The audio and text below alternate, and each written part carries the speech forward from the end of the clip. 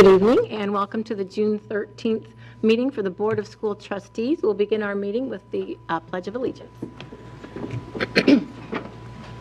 I pledge allegiance to the flag of the United States of America and to the republic for which it stands, one nation, under God, indivisible, with liberty and justice for all.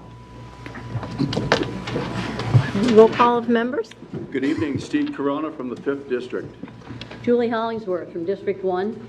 Jennifer Mathias, District 2. Maria Norman, Member at Large. Riley Booker, 4th District. Noah Smith, 3rd District. And I'm Ann Duff, Member at Large and President of the Board. And to my left is Angela Filler, the Clerk of the Board, and our Superintendent, Dr. Daniel. This evening is rather special with our awards and recognition. So we will have Julie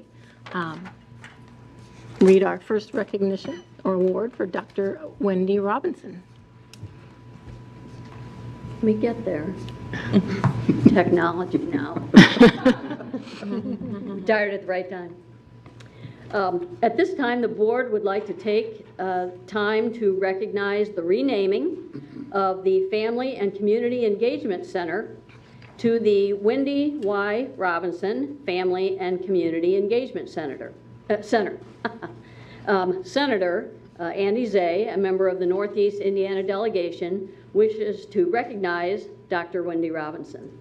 Dr. Robinson served as superintendent of Fort Wayne Community Schools from July 2003 to June 2020. In total, she served the district for 47 years, starting as a teacher.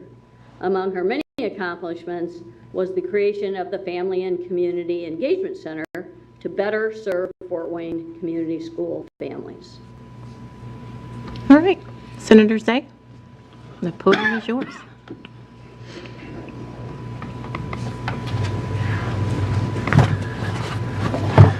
What a great day and a great evening, and glad it's finally happening. Yet, here we stand in front of another COVID delay. I just want to say, and I know this will bother you to the heart, we are settling a little bit, just naming a building after you, but we just couldn't get Mayor Henry to rename Fort Wayne. So building on the acknowledgements awards, I have before me a concurrent resolution that was passed by the General Assembly. And this was done on March 3rd, 2020. So right after that, we decided to have a COVID experiment, an experience that we are now, and you, unfortunately, are still working through. But I am honored on behalf of the Northeast Indiana delegation, who is all consigned on this, to present this to you this evening. And couldn't be more proud to do so as a member of the delegation. And in boasting a little bit with Dr. Daniel, I too have more experience than he does as a principal in Fort Wayne Community Schools, thanks to you. So that's quite an honor. I have a concurrent resolution honoring Dr. Wendy Robinson upon her retirement as superintendent of Fort Wayne Community Schools. After more than 4 decades in public education, Dr. Wendy Robinson will retire as superintendent of Fort Wayne Community Schools at the conclusion of the 2019-20 school year. Do you remember back then? Way back then. Dr. Robinson attained her undergraduate degree from DePaul University, postgraduates from Indiana University Bloomington, and Indiana University, Purdue University, Fort Wayne, and a doctorate of education degree from Ball State. Dr. Robinson has spent her entire career with Fort Wayne Community Schools, starting out actually as a student, correct? Kindergarten, and then a classroom teacher before holding the positions of assistant principal, principal, and superintendent. In July of 2003, after serving 8 years as deputy superintendent, Dr. Robinson was appointed superintendent of Fort Wayne Community Schools. Dr. Robinson is nationally recognized for expertise in improving urban education and has spoken at conferences and events hosted by organizations such as Learning Forward, the Wallace Foundation, the American Association of School Administrators, and the new NYC Leadership Academy. A longtime member of the Indiana Urban Schools Association, Dr. Robinson served as the association's president in 2012, 2013, and 2018.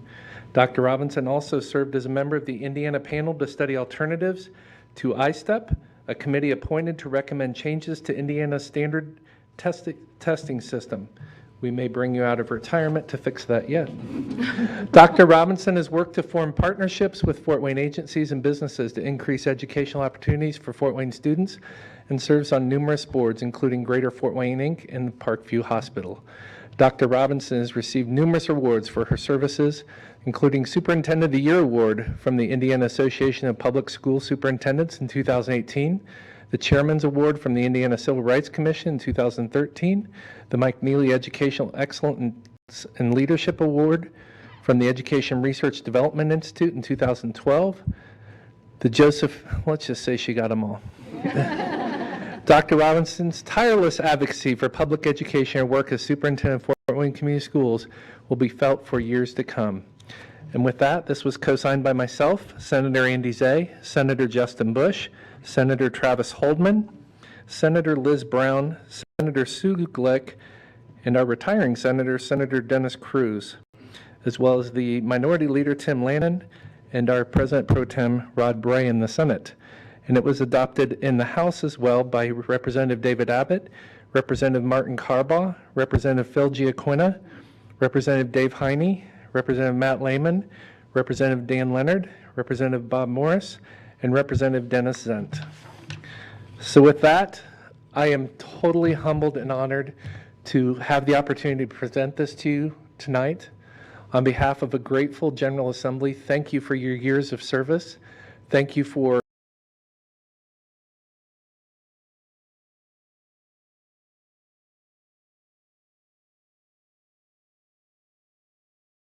bragged about you, honestly, because you were a part of Northeast Indiana that housed the largest public school in the state of Indiana, and we were proud to have that here, and proud to be partners with you in doing the best for our kids, as you have for so long. So thank you very much. I hope you're enjoying your retirement. Next time I want to see you out of a wheelchair. Me too. But congratulations and thank you very much.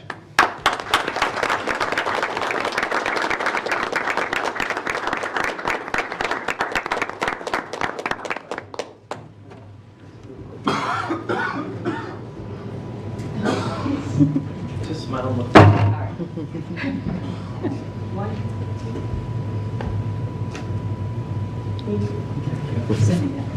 Congratulations. Thank you very much. Thank you. Thank you.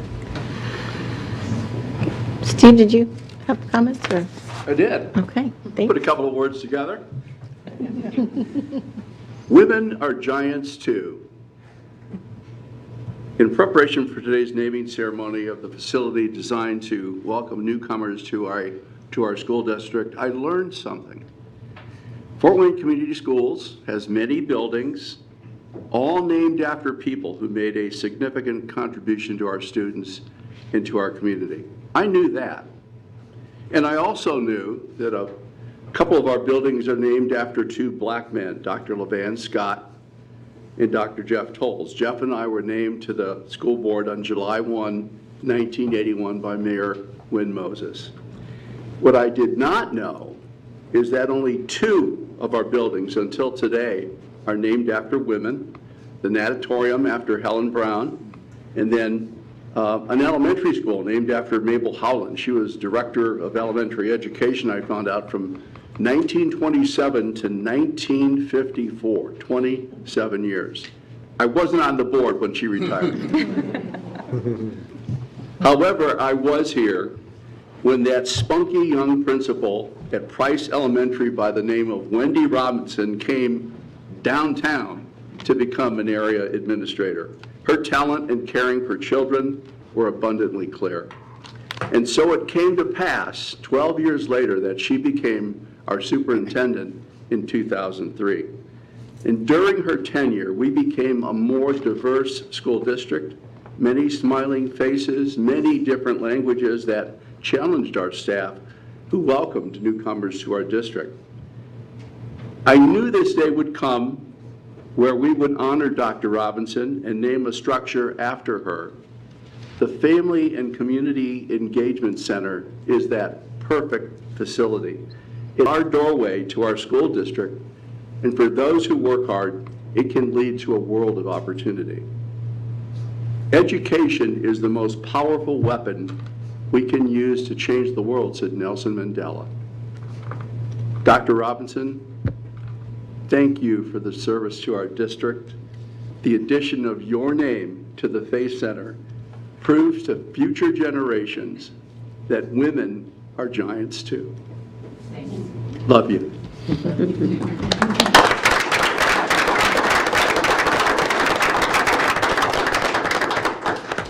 Thank you, Steve. Does anybody else want to comment? You know, we just came from an event at the Faith Center with the unveiling of the sign, so we hope that people drive by and see our new sign.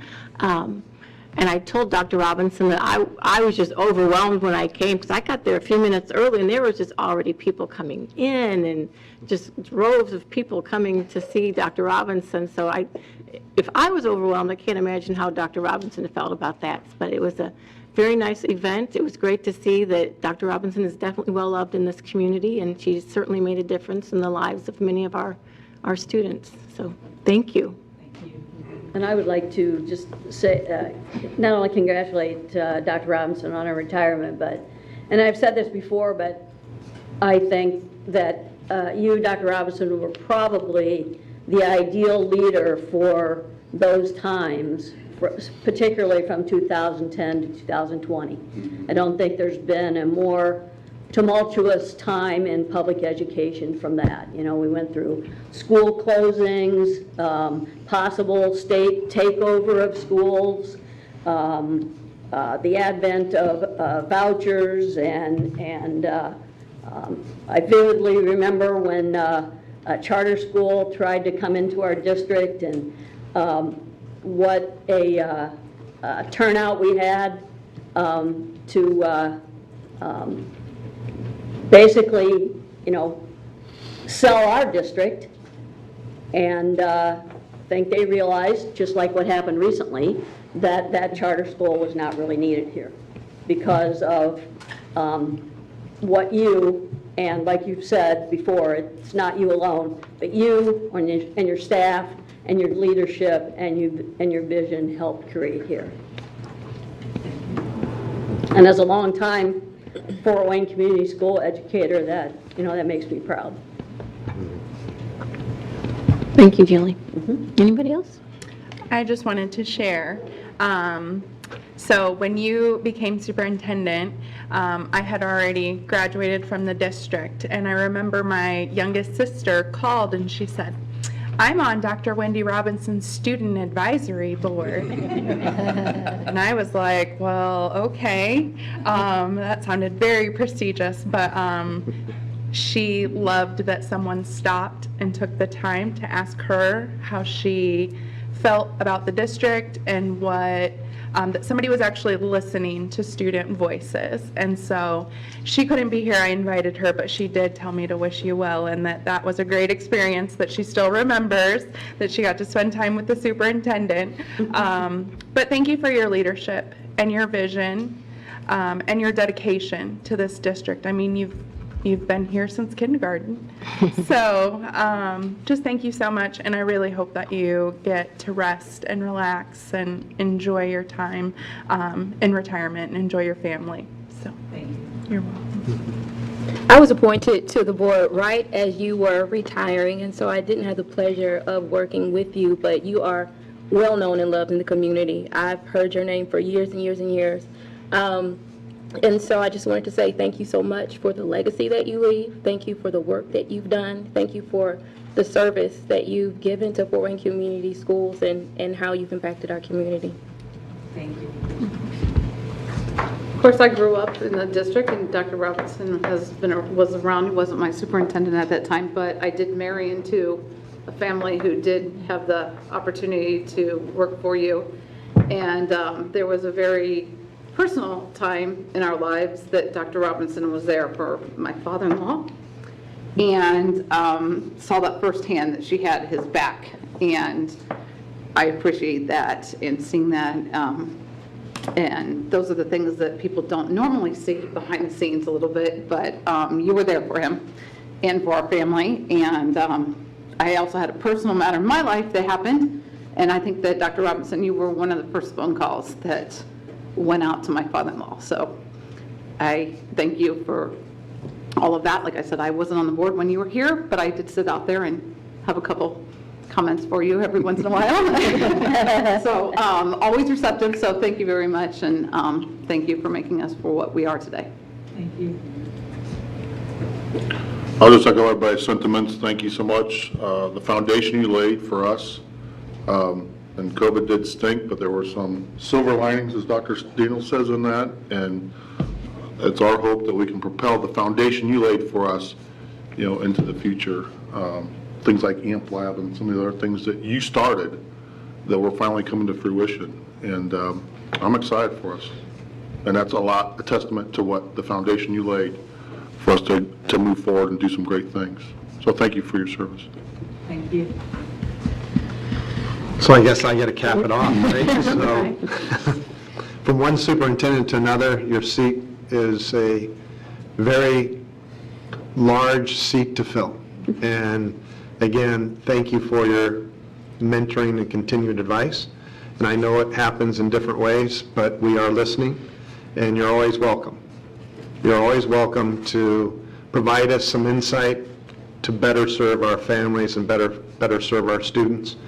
And as I said earlier, you know a great leader when you know that they've left behind something that will be sustainable and a legacy. So you have done such.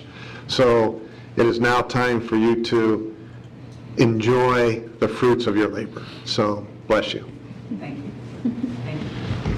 Thank you. Okay, she needs another round of applause? Or- Do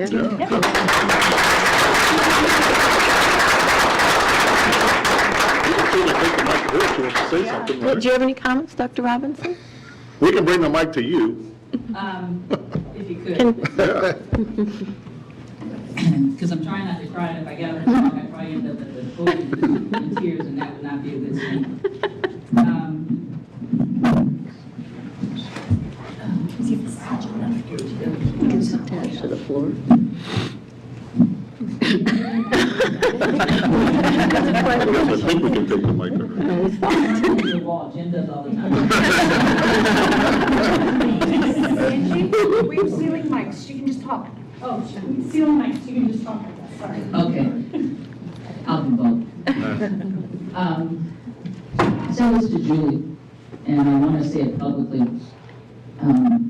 When I read the news and see the battles that go on between superintendents and school boards, I just shake my head. Because it's a losing battle for the kids in that district when the grown-ups who are responsible for what's supposed to happen can't sit down and have honest discourse with each other. I'm reminded all the time by my family that I'm a load and I'm a lot to put up with. But I've never been one not to speak my mind. And I was able to stay here 17 years because I had board members who wanted me to speak my mind. So every time I drive by this building, I smile because I don't have to come to board meetings anymore.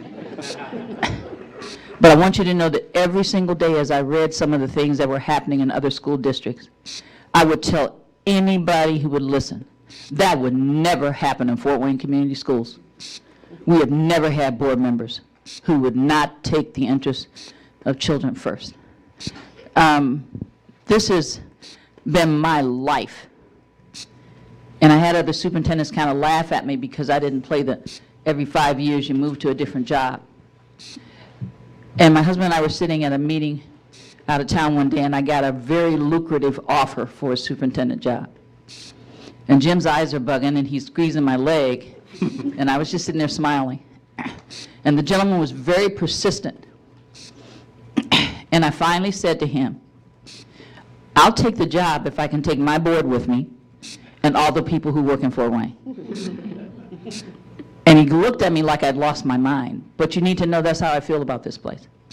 So I am past honored for a black woman to have her name on anything and people not to call her names instead of putting her name on a building in this air is remarkable. And I hoped that everything I ever did brought honor to this district. And with the naming of that building, you brought honor to my family, my ancestors, my grandkids, my kids. We will never forget your kindness. So before I start crying, I'm going to stop talking. But just know how much I deeply appreciate the work we did together, but also more than that, the respect you've shown me. Because I know you were working as hard as I was working, and it was fun. We had some rough times, but, you know, we got through all of them, didn't we, Julie? So thank you so much. Take this microphone, please.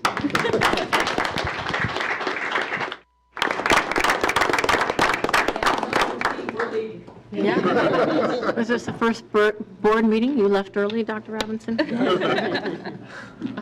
And anybody else who wishes to leave as well. Thank you for coming and honoring Dr. Robinson. We appreciate it.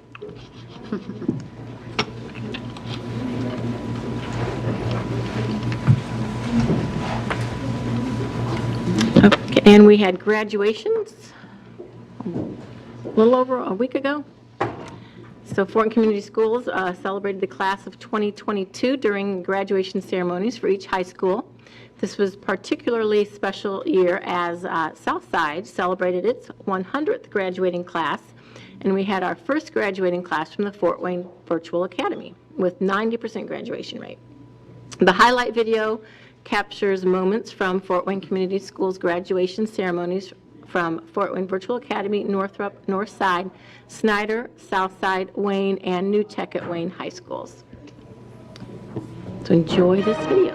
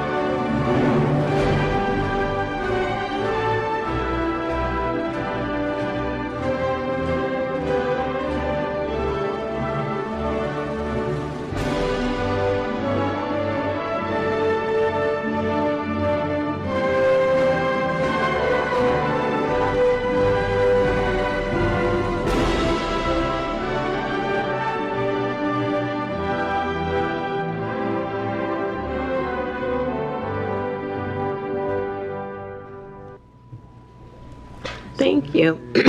Ian, can I make a comment on that? I got to attend the virtual graduation Snyder and Southside. And as I left the Southside graduation, there was two young ladies I knew there graduating that I'd met when they were sixth graders. At Snyder, I knew quite a number of kids through friends and family. And there was a lot of kids I didn't know.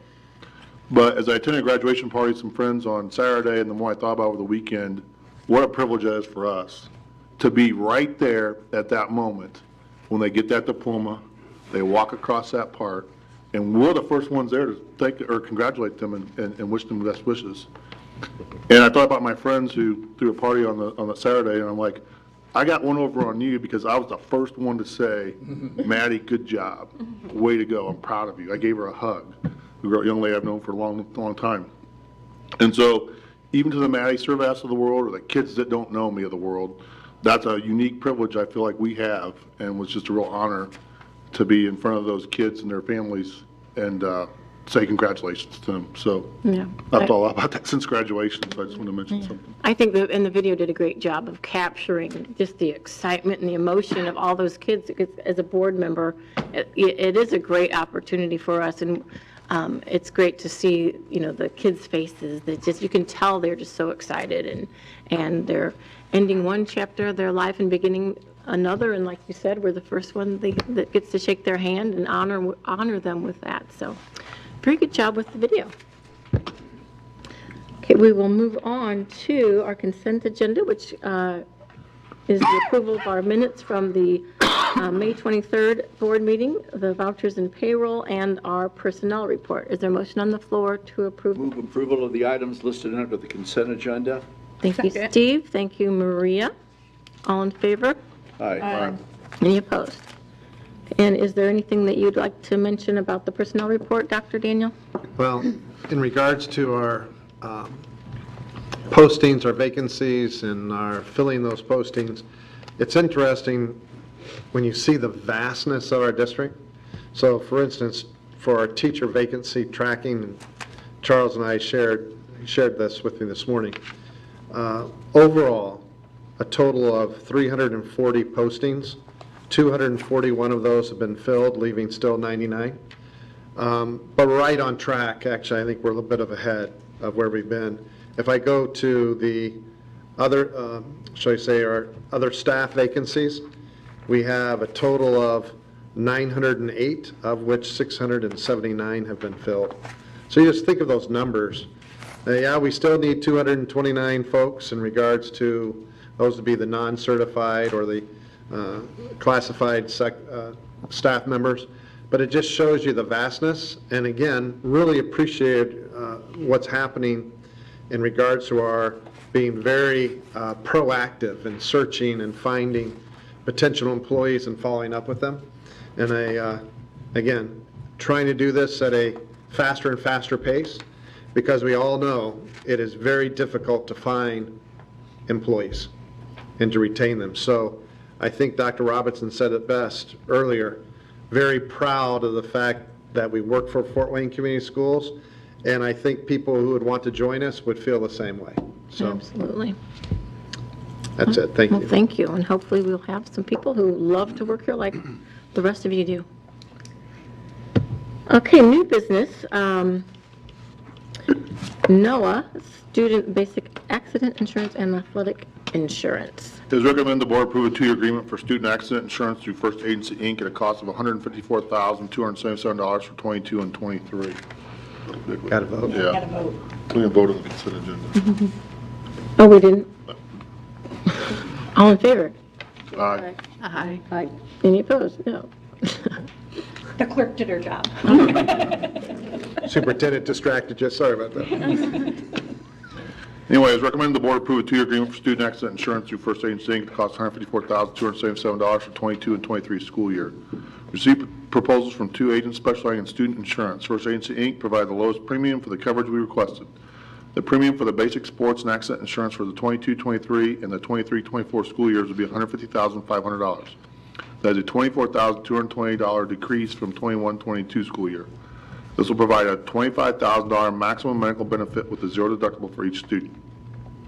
The premium for catastrophic coverage will be $4,777 for the 22 and 23 and the 23 and 24 school years, a $198 decrease from 21 and 22 school year.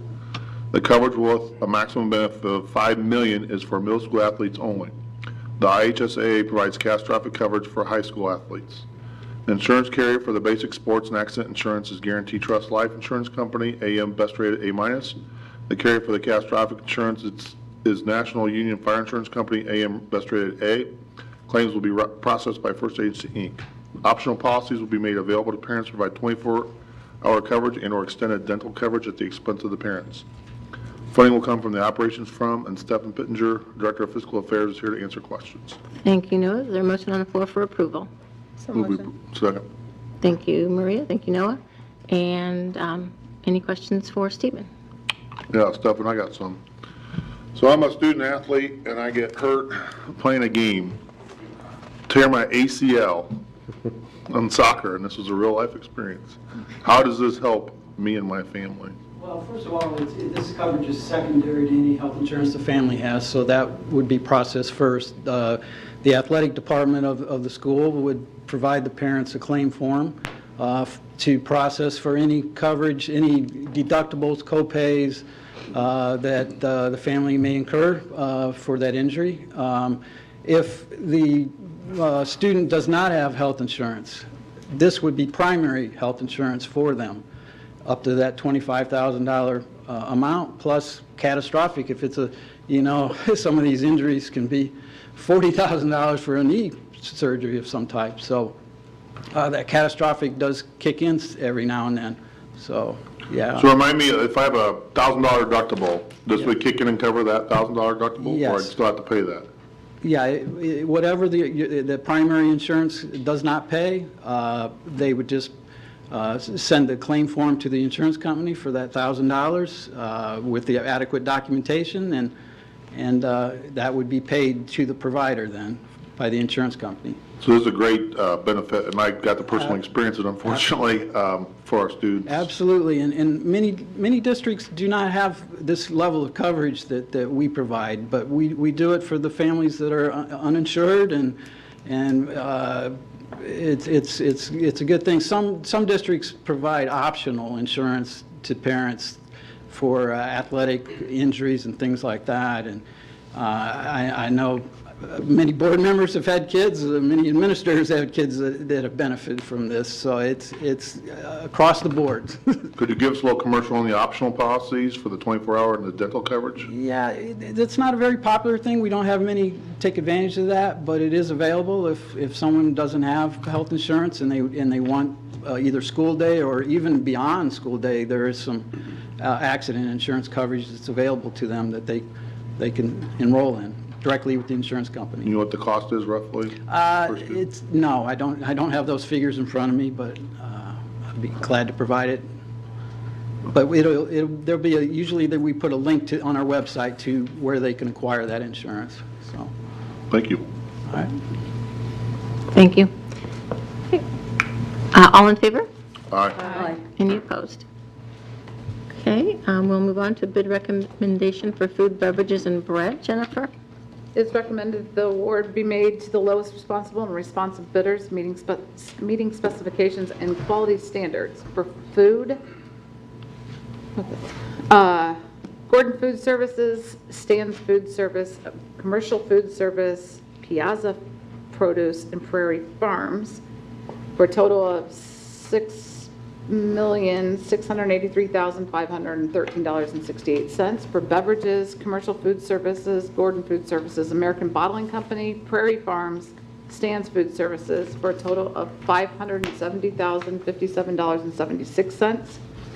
And for bread, Alpha Baking Company out in Indianapolis for $128,764. Related information, the food portion of the bid is for items to be used in school lunch program at the Nutrition Process Center and the 17 cooking kitchens from August 1st, 2022 through July 31st, 2023. The bid includes items such as fruits, vegetables, meats, and staples such as flour, sugar, and salt. The beverage portion of the bid is for bottled water and juice. The bread portion of the bid is for buns, rolls, and bread. Some items were withdrawn from the bid because the menu changes, the receipt of government commodities, and the absence of an acceptable bid. Invitations to bid were mailed to 24 prospective bidders, 5 responded to the food portion, and 5 are recommended for some portion of the bid. 6 responded to the beverage portion, and 5 are recommended for some portion of the bid. 1 responded to the bread portion and was awarded the bid. Director of Nutrition Services, Becky Larson, will be here to answer any of our questions. Thank you, Jennifer. Is there a motion on the floor for approval? I move approval. Second. Thank you, Raleigh. Thank you, Noah. And do we have any questions for Becky? Okay. All in favor? Aye. Any opposed? Okay, and now we move on to milk. Maria. It is recommended that an award be made to the most responsible and responsive bidder meeting specifications, quality standards, and complete dairy service. The bid is awarded based on the 3 categories of half-pint containers, which include 1% white, fat-free chocolate, and skim milk. The contract was awarded to Prairie Farms out of Fort Wayne for $1,064,175. Half pints of milk, estimated at 5.7 million annually, represent about 90% of total dairy purchases for FWCS schools and other potentially vended programs. Other dairy items such as yogurt, cottage cheese, and larger units of milk will also be provided and are in addition to the cost above. The bid is for a 1-year contract with the option to renew. Invitations were mailed to 2 prospective bidders, with both responding, and Prairie Farms came in, their bid, you see there, came in a little bit lower. Thank you. The total for this bid approximately at a 4.81% increase when compared to the current contract, and Becky Larson is still here to answer any questions. Thank you, Maria. Is there a motion on the floor for approval? So motion. Second. Thank you, Jennifer. Thank you, Julie. And do we have any questions for Becky about our milk? I'll ask a question. Okay. It's not just generally about milk, though. She thought she was done. But that's an easy one. So milk comes in, these come in a little container, right? And the kids drink out of the chocolate, white, strawberry milk sometimes, maybe? Or skim, okay. What are the rules regarding reuse or recycling, so to speak, food products? So USDA doesn't have any rules about recycling. So if we have a stock on a day and the kids don't drink it, we could donate it somewhere else or use it? I mean, We could, if you're asking if kids have it on their tray, like they've taken it, could they recycle it? well, not necessarily recycle, but reuse it, really. We could. Okay. Did you have something in mind? But it usually just ends up in the trash. Yes, That it way. does usually end up in the trash. On any given day, there is a lot of trash, as you probably know. And we try to encourage students to drink it, but obviously we leave that up to kids to make their own choice. They are not required to take milk, so if they don't take it, then that's perfectly fine too. I got to spend an afternoon at one of our elementary schools for lunch, and I was kind of disappointed in the waste. And it's not the principal or the school, the kids are just like, trash, cheer there, Yep. you know, and I don't think this is directly in your department, but that's something I'd like to see if we could try and figure out a way to reuse. And it's not nice to say reuse food, but these were prepackaged, like carrots. Oh, boy, those kids don't want carrots, man. But they were prepackaged, you know, nice, neat, baby sweet carrots, look good to me. Oh, it's right in the trash, so.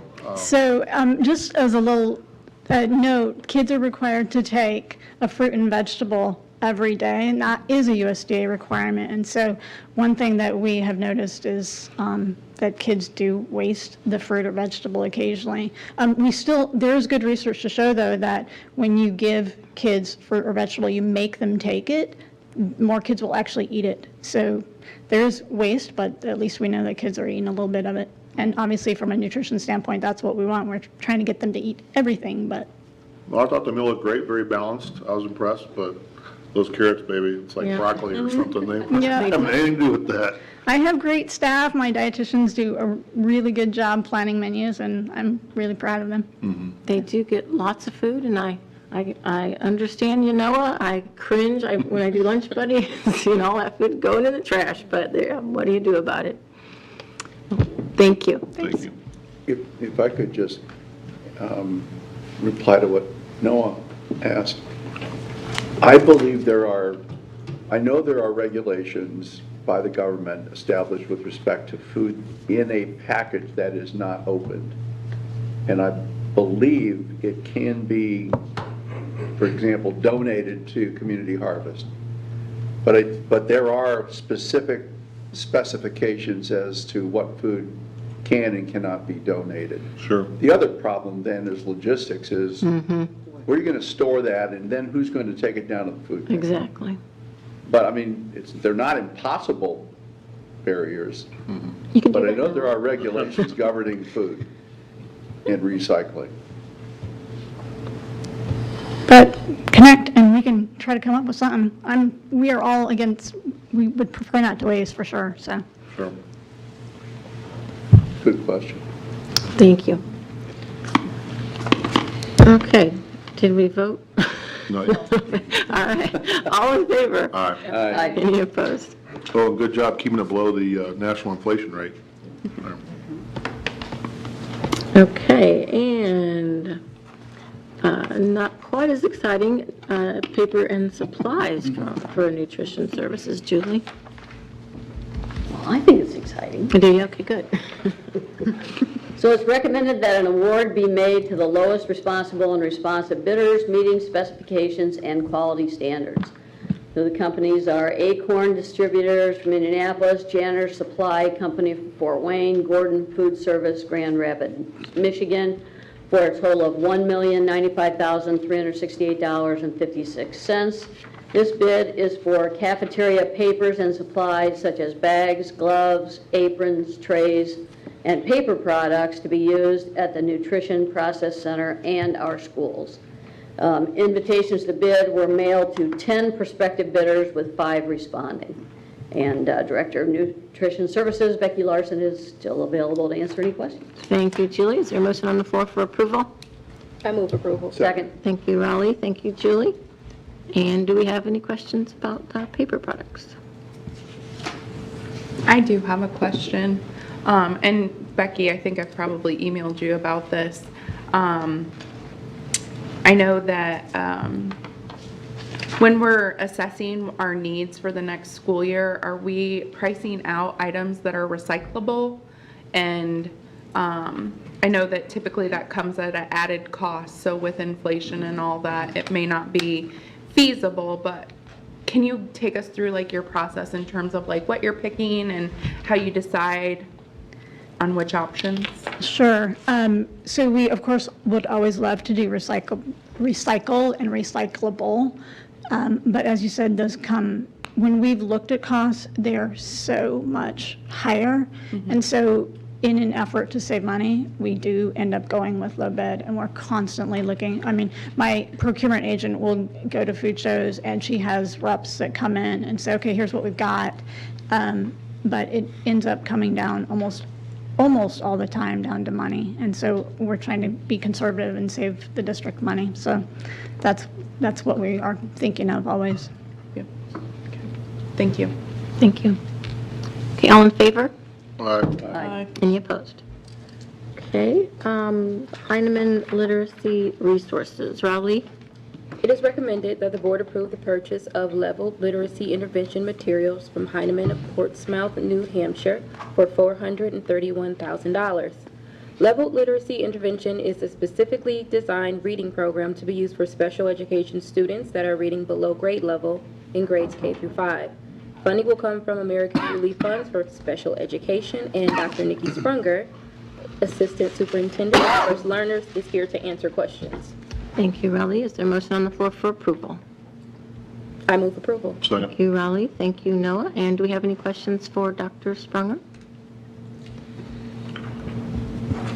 As I recall, last meeting, we approved some level literacy intervention, but this is specific to the special ed K through 5. Is that the difference, or am I dreaming that? Right. This is special education paid out of the American Relief Funds.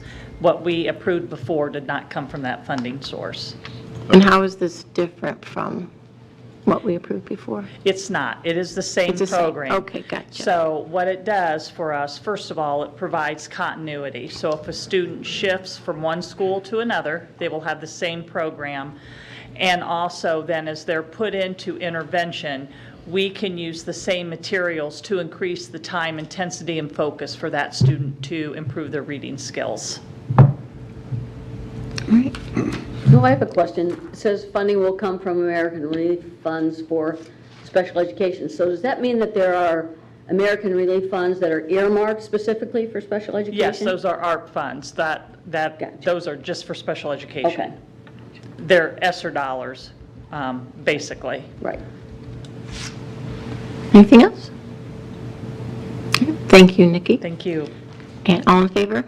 Aye. Any opposed? Okay, ratification of the Fort Wayne Classified Association. Steve? Yes, it's recommended we ratify the collectively bargained agreements between FWCS and the Fort Wayne Classified Association, and also between FWCS, maybe this is one agreement, and the Fort Wayne Nurses Association. The parties negotiated 4-year contracts. They will reopen exclusively to renegotiate compensation in 2023 and 2025. Salaries and wages of these employees will increase by 4%, which is consistent with the increases for teachers. These negotiated changes will assist in the recruitment and retention of nurses and our classified staff, and we have Charles Kamek and David Amon here to answer any of our questions. Thank you, Steve. Is there a motion on the floor for approval? So move for approval? Thank you, Julie. Thank you, Jennifer. And any questions for Charles or David? So is the Classified Association up to 23rd and the Nurses Association up to 25th? Is that it? Or, There are reopeners in both of those 2-year periods. so for both groups, they both open the 23rd again and both open the 25th? Right. Thanks. I'm happy to support this and can't thank the nurses group and classified for that matter, but I know it's been quite a ride the last couple of years. I think we all do and recognize that. And while we have you here, we thank you and your team. All in favor? Aye. Any opposed? Okay. Temporary interfund loan. It is recommended that the board approve all interfund loans necessary to eliminate deficits in certain funds of the corporation as of June 30th, 2022. Cash deficits in funds of the corporation are not allowed at the end of a fiscal year. Deficits in property tax supported funds could occur if the distribution of property taxes from Allen County is short of expectations. Normal timing differences between revenue and expenditures could cause temporary deficits. State statutes allows temporary transfers between funds if certain requirements are met. The treasurer will make all necessary transfers and report the loans to the board. Chief Financial Officer Kathy Friend will be available to answer any questions. Is there a motion on the floor for approval? Move to approve. Second. Thank you, Noah. Thank you, Raleigh. And any questions for Kathy? Okay, all in favor? Aye. Any opposed?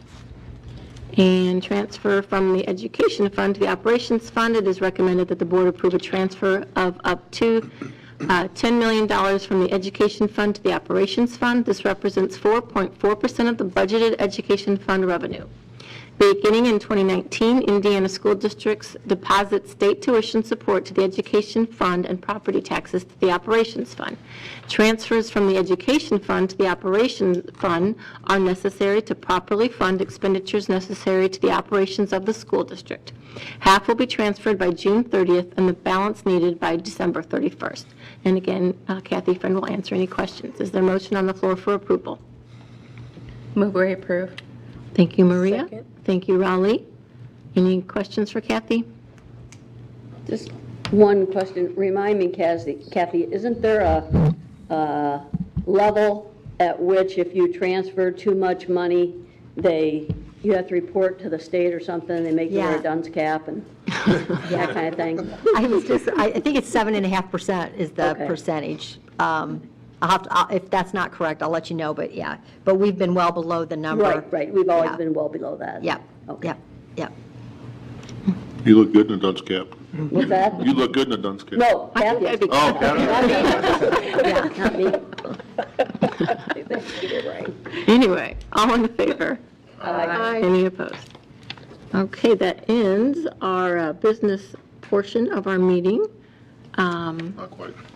Not quite. We have our, Presentation. I'm sorry? Presentation. Oh, I was getting to that. That's reports. Oh, sorry. Information and statements. Okay, so,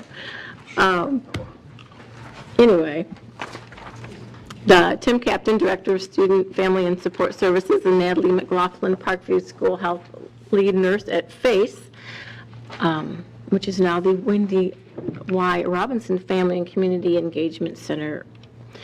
So do we call that the Wendy Y. Robinson FACE? Is that, I'm not sure. Or anyway, they'll be doing a presentation on FACE. So Tim Captain and Natalie McLaughlin, please feel free to present. Good evening, President Duff. I'm not Tim, but I'm going to kind of tee some things up here. Good evening, President Duff, Dr. Daniel, school board members, and our viewing audience. Around 2012, 2013, cabinet members and Dr. Robinson began talking about a vision for what is now the Wendy Y. Robinson Family and Community Engagement Center.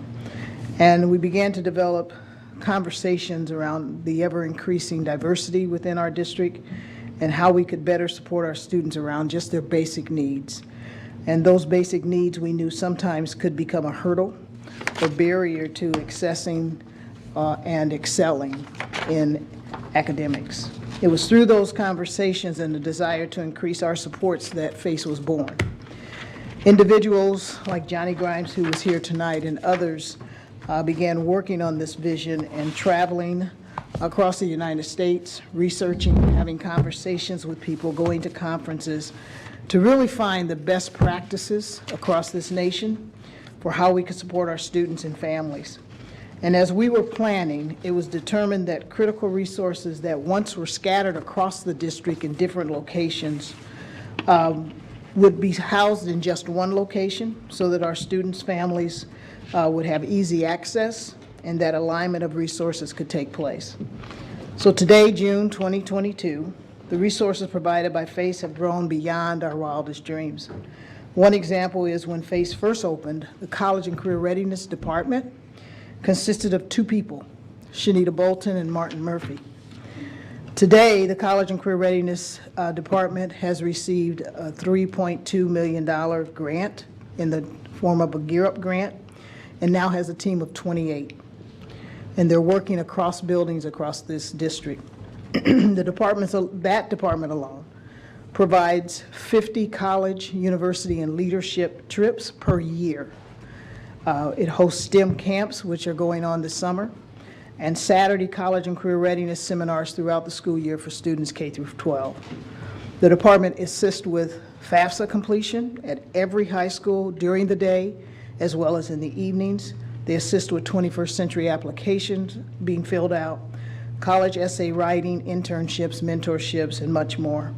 So now Tim Captain is going to come, Director of Student, Family, and Community Engagement, as well as Natalie McLaughlin, our lead nurse at FACE, and will share the other kinds of resources that we have at FACE.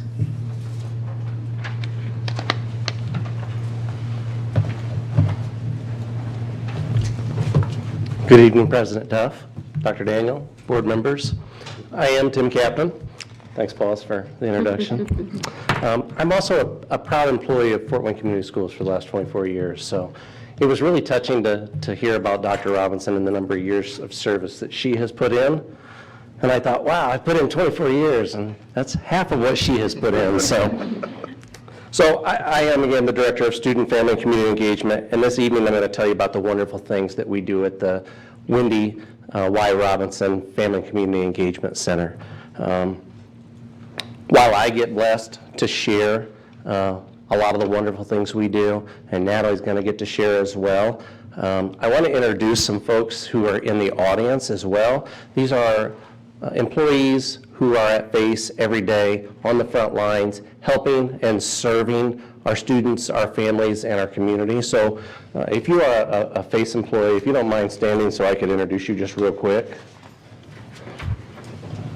I'm going to start with Kyra Nolan, Student Placement Manager. Get a little wave, Kyra. Lisa Richardson, Wellbeing and Alternative Education Director. Christian Perez, Families and Transitions Coordinator. Don LeRae Reese, Wellbeing Coordinator.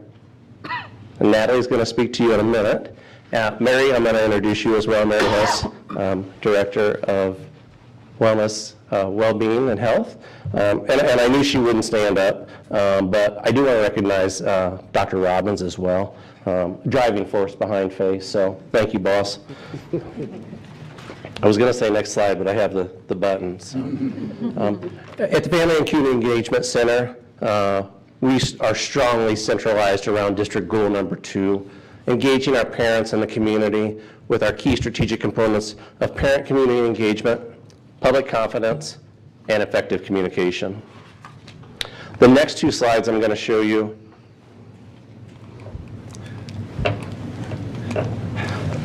You want to do it? Okay. Next slide, please. The next 2 slides I'm going to show you are around K-12 college and career readiness. I'm just very briefly going to show you these. My good friend and colleague, Shanita Bolton, I know has presented several times, she and her staff. So the college, K-12 college and career readiness, we have the college and career readiness, we have the Be Instrumental program, we have community programs, the Gear Up program, individual college and career advising, high ability and advanced courses, the mentorship program, and finally, our K-12 athletic alignment. Next, we're going to talk about student placement and enrollment. Our Student Services Department is responsible for the registration and enrollment of our 28,798 students at Fort Wayne Community Schools. This includes online and on-site registration and our FWCS School Choice Lottery program. This last school year, we had 13,751 students enrolled by their parents online, and we had 3,640 students who participated in our school choice program. We also are the main support for families with unique situations around guardianships, address affidavits, custodial agreements, and all address changes, whether students live within Fort Wayne Community Schools or outside Fort Wayne Community Schools boundaries. Are you doing virtual academy too? Yes, sir. As Student Services, we support our schools with students who have been placed in foster care as well. We are the direct connection with the Department of Child Services. We can help with any questions around foster care, foster placement, and school placement for students who are in foster care. This past school year, we had over 550 students who have been placed in foster care. Not only are we the direct supports for these families, but we are also the resources for our schools and our other departments when it comes to helping students and families. We support them to ensure that all of our schools are following all our policies, procedures, and mandates with our local, state, and federal friends. Sorry to go back. How many foreign exchange kids did we have this last year, do you know? This last year, Yeah. we had none last year because of our friend COVID. Okay. Yeah. That So makes- normally, Kyra, how many do we normally have in? 5 foreign exchange students at each of our high schools.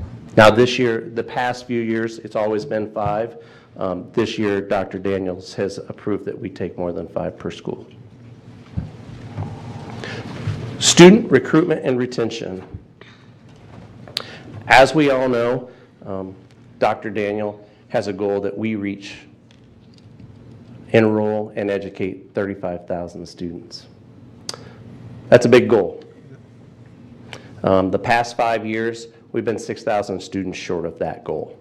The past 5 years, we have been from 28,500 to 29,500 students, just a steady year over year. It is a lofty goal, but we're going to get there. Dr. Daniel has been very supportive in our student recruitment, retention, and retainment. We have just added new student recruitment managers. We are going to bring back, we have not been able to do our door-to-door campaign, our block parties, our local festivals, our choice fair, again because of COVID. We are bringing them back this year. Like I said, we've also hired 2 new student recruitment retention managers. They have got a lot of great ideas. We're going to reach our goal, 3 years, 35,000 students. We've made that pledge, and we will do everything we can to get there.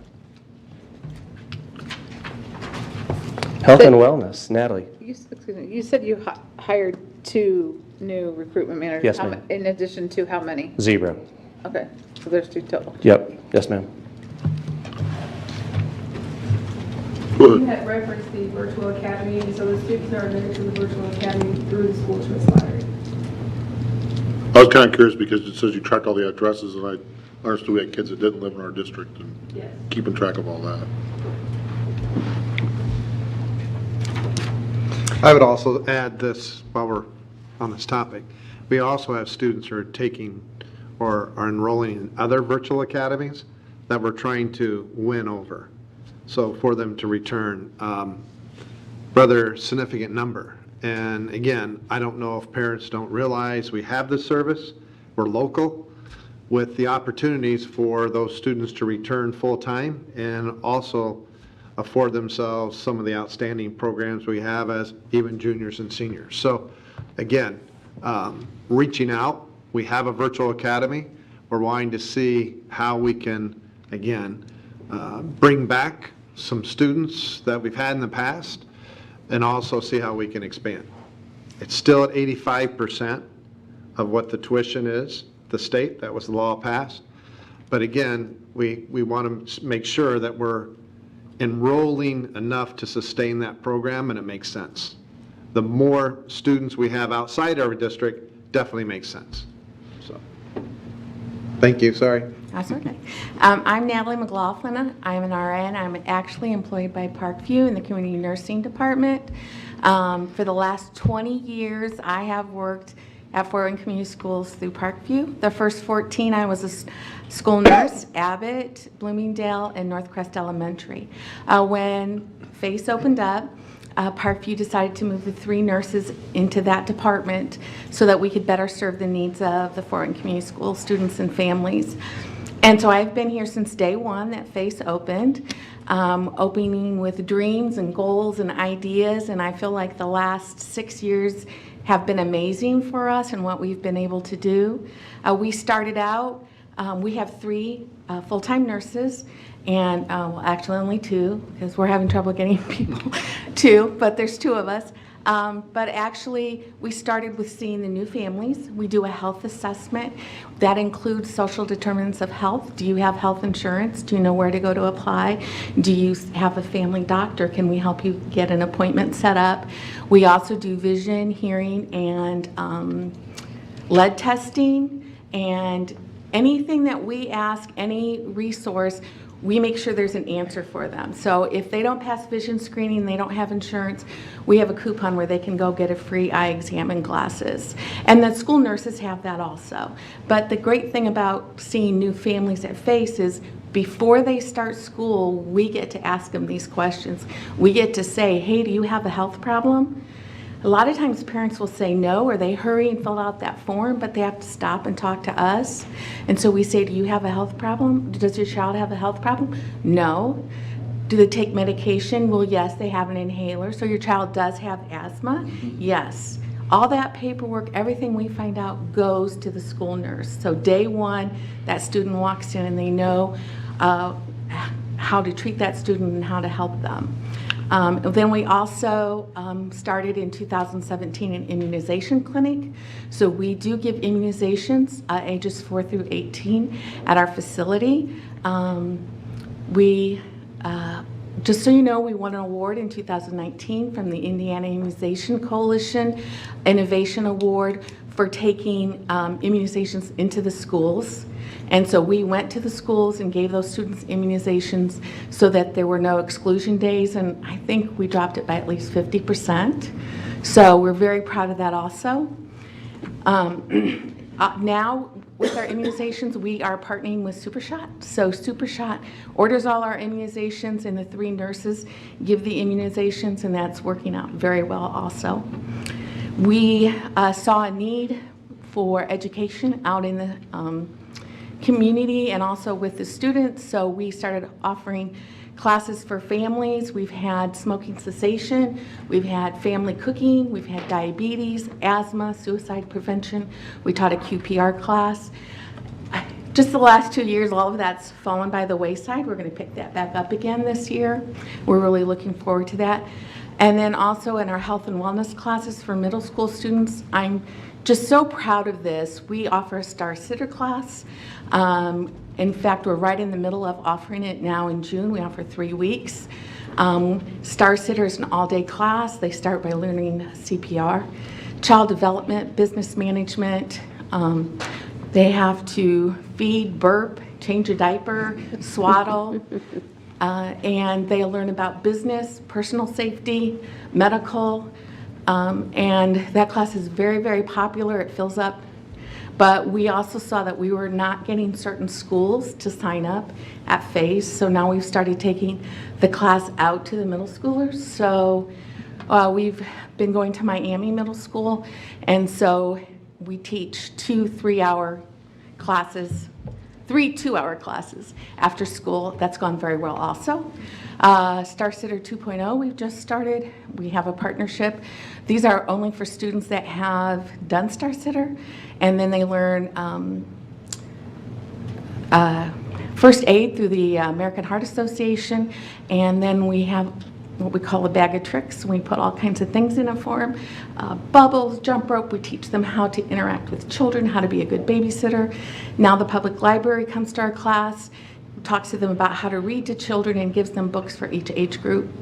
Amazing Chef is done through the Parkview Dietitian, and that's a very popular class also, where they just learn kitchen safety, food safety, but how to make things without a stove, microwave, after school snacks. And then we've also started yoga and mindfulness classes also, which we're hoping to take out to middle schools also. You mentioned you get to screen for kids as they come in. How do they come to FACE? Is that every kid rolls through there? No. Or It's any family that comes to register at FACE. They're automatically seen by the nurse. So it's just kind of... how many is that typically in a year? Well, it's gone down because of COVID, COVID. right. But when we first started, our numbers were like 700. They have gone down, been about 500. These last few years, it's not been 250, although we really saw an increase in the spring session with people. With the new online registration, which is great, by the way. We're done already, but anyway, how could you encourage people to go there then? That's something actually that we've been talking about, like what is our goal? How do we reach the families that really need us? We do see a high number of Spanish-speaking families.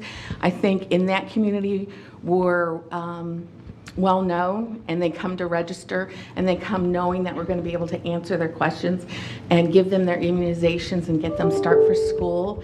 But I think I always say we're the best kept secret for community schools. We really do need to see more families. We really do need to make that difference. How do they right up find front. you? How, like, if a new family moves in, how do they know to come register at FACE? To FACE. That's a good question. When we first opened, that was the process, but it's kind of moved away back to the schools. So we've been talking about how do we address that? What do we look at? Do we look at our complex schools who tend to have more social issues that would be easier for them to meet with us? Do they register and we tell them to come down to FACE? So we're kind of working through that as we come through COVID.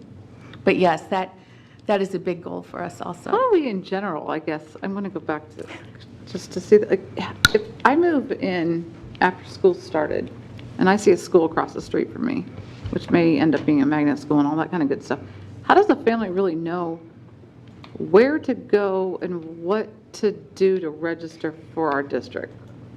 You want to answer, you want me to answer? I can. So in general, like in your specific situation, I move in new to the district. A lot of times, that family will go directly to the closest school. And they will say, oh, I'm sorry, this is a magnet school, or, hey, great to have you, we are so glad you're here, please, let's help you get enrolled, da-da-da-da-da. But if it's a magnet school, most of the time, we ask that that school specifically says, here's the number for our Family and Community Engagement Center, 467-2120. And they will either say to call or go down to the Family and Community Engagement Center. Another shameless plug, 230 East Douglas Avenue. But seriously, most of the time, and that's what we all do. We see the school that we live closest to, we drive to it if we don't know. That's where they usually get their information about where to go. Natalie spoke specifically around Spanish. We have a large group of folks that come in and say, I need Miss Josie, because it has become a word of mouth, and they know Miss Josie is sitting at the front desk. And so they come in specifically asking for Miss Josie because they know that she can help them. One thing that I don't have in this presentation, and I'll give you back the mic, one thing that we don't have is our ELL department has been very gracious, and now we have someone who speaks Spanish all day, and somebody who speaks Burmese at least half of the day during the school year. If there's ever a time that we don't have somebody, we call across the street to where the ELL interpreters or translators are, and they send somebody over to help families out so that they can be helped on the spot and not sent away. Because there's nothing more helpless than A, being new to your community, B, having a language barrier, and then not knowing what to do, and somebody saying, oh, can you just come back next week? So, okay. Before you leave though, is there another language we have a need for, do you feel like? I know Spanish and Burmese is probably our most common, but. So those are the largest ones. Kyra, do we have I don't know of other large group. I mean, we have one-offs, and then our ELL, sorry, go ahead. But we find, if we have that one-off, we will find somebody. Whether it be through Catholic Charities, whether it be through another community organization, we will find somebody to help us. A lot of times, if it's that one-off situation, they will bring their own interpreters. But if they don't have somebody, we will get somebody. One of the other ways that we get people coming to FACE, and Natalie is right, when we first opened the doors, first few weeks we were kind of sitting wondering if people were going to find us. And then as time went on, we kept wondering, do we need to lock the doors because there were so many people coming in? And COVID kind of slowed that down just simply because the doors were locked and you had to call and make an appointment. But there's not a person at FACE that sits in a director or coordinator or manager position that's not on a board somewhere. And so having the information, because Natalie, you sit on the community board, Tim's on United Way, and some other, one of the committees, you actually chair one of the committees for the United Way subcommittee. And so we're on various committees in the community. And so community people in the wraparound services know that FACE exists. And so when people come in, they also help us to make sure that families get referred to FACE. We need to tell that story. Thank you. I just want to also share that it's great, ELL, I don't know what we do without them, with our interpreters. And they are so kind to our families and help us explain immunizations, because that's a medical process. We want to make sure they really understand what we're doing and why we're doing it. Just so you know, we get a lot of children from South America countries who come with no immunizations, and we have to start all over. So these kids are getting 7 or 8 immunizations at one time, and then we're following through to get the rest of them so that they get caught up. But again, they start day one, they're already started their immunization process. Families understand what the next step is, and it makes it easier for the school nurse also. That's about all I have with our department. I just want to say, I'm a Fort Wayne Community School since kindergarten. Rocky Park, Franklin, which isn't there anymore, in North Side. And I'm so proud to work at the FACE building and to work with Fort Wayne Community Schools. Best job ever. I did have a question. for the classes for the middle schools, the Star Sitter and Amazing Chef, and are there costs for those classes? No, everything is provided free. Awesome. And if you would look in this community for another babysitting class, it's at least $60. That's same thing for CPR. We give that to the children, to the students for free. And middle school is the best. They're like little sponges. They listen all day. We play a game at the end. They know all the answers. And we do a comment card, and it's always about how much they learned that day, because it's a long day. That's great. Another opportunity for our kids at no cost. Because I know I paid that $60 to send my kid to the, I don't know what it was, Safe Sitter or something like that. So that's. I do want to also say that starting next year in 8th grade, the Parkview Community Nurses at FACE will be going to the 8th grade health classes, and we will be teaching safe sleep, shaken baby, and choking baby to every student through the health class. Wow. See, I don't even know that. Well done. Thank you. Thank you, Natalie. Natalie is extraordinarily humble, and most of the things that she's doing, she really did spearhead. I don't know what we would do without her. The immunization clinic in particular, we are the only school district in the state of Indiana that has an on-site immunization clinic, and there's a reason for that. We use a Vaccine for Children's fund. That is, it's the book for that. The rule book is this thick. And it's daunting, and without Natalie really being perseverant and making sure that we could get all the rules met, and that took a village. There were lots of community partners that came to the table to make that work. But I think it is a wonderful service that FWCS has for its students, and it's just not seen anywhere else, so that's good. Also, online, we have lots of our information online too. We're trying to connect to, enrollment or services at FACE. Those things are there, so that helps direct our families too. So to confirm, Mary, we're the only district in the state with an immunization? Absolutely, we are. In fact, our State Department of Health is actually scheduled to come for a visit in August to see what we're doing. Because what we do at FACE, Natalie also takes immunizations to students that are behind in our schools. And a lot of times the students targeted in those programs are the most complex, have the most barriers to health care.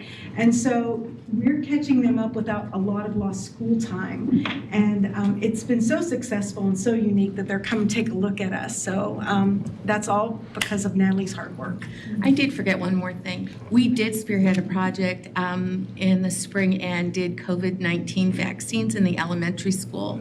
And we, gosh, I don't have the numbers, but well over 400 students. We didn't get all the schools. We didn't have enough time, but well over 400 students got both doses of COVID vaccine. So we were very pleased with an initial pilot program. And I don't know where it's going to go from there, but we're willing to take it out if we can get students signed up. Next is our families in transition. Last year, FWCS offered services to 1,055 students in our district who were identified as McKinney-Vento. That means that they were living in a shelter and a hotel, doubled up, and not by their choice.